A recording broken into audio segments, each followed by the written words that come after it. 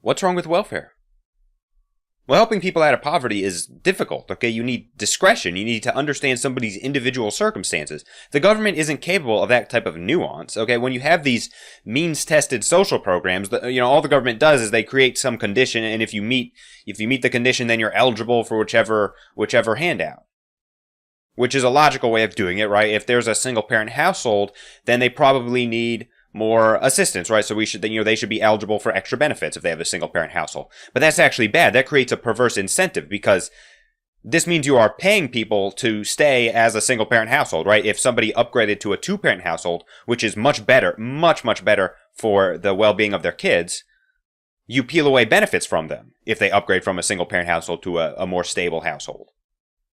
And this is the problem. This is what happens when you have this type of social program where it's conditional and you give people certain benefits, based on, how low their income is, for example, right? It's called the welfare cliff, right? So this is the welfare cliff in the city of Chicago. You can see the topmost line is the combined value of their income plus all the benefits they're receiving. So if they're making $12 an hour, then, the annual value of their income plus all their benefits is about $64,000 a year. But if they go up to $15 an hour, less benefits apply to them, so they're effectively making less, right? Because they're eligible for fewer benefits. And now if they go up to $18 an hour, then they're making, they're eligible for even fewer benefits, right? And this is why it's called the welfare cliff, because they've made more money, but they've fallen off this cliff, right? And in order to level out to what they were gaining from making $12 an hour, they have to go up to $38 an hour. Okay, this is terrible, right? We are incentivizing people to stay in their circumstances, right? We're incentivizing them to stay dependent on the government because they need to go all the way up to $38 an hour. They may need to more than triple their wage just to, enjoy the same quality of life as when they were on $12 an hour. So how can you expect people to rise out of poverty with this type of, means-tested government programs? It just doesn't work. I mean, you can see here is the poverty rate, and the war on poverty started in '64,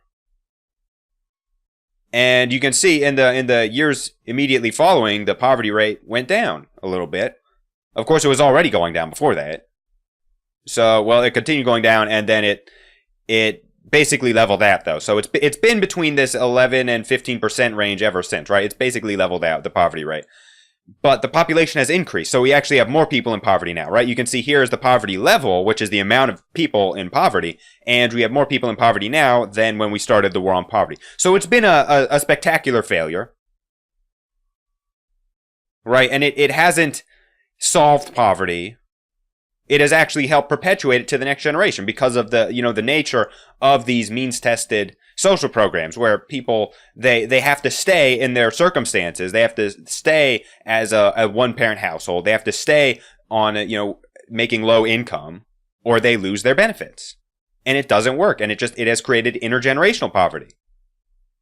Okay. And this is the problem. The government is not the right tool to handle this delicate issue of poverty, okay? Charity is a much better tool, okay? Because, a charity is going to try to help people in their individual circumstances rather than just, robotically give people handouts if they're within this certain threshold, creating all sorts of perverse incentives, okay? You can just see, just look at the results of the war on poverty. It hasn't worked.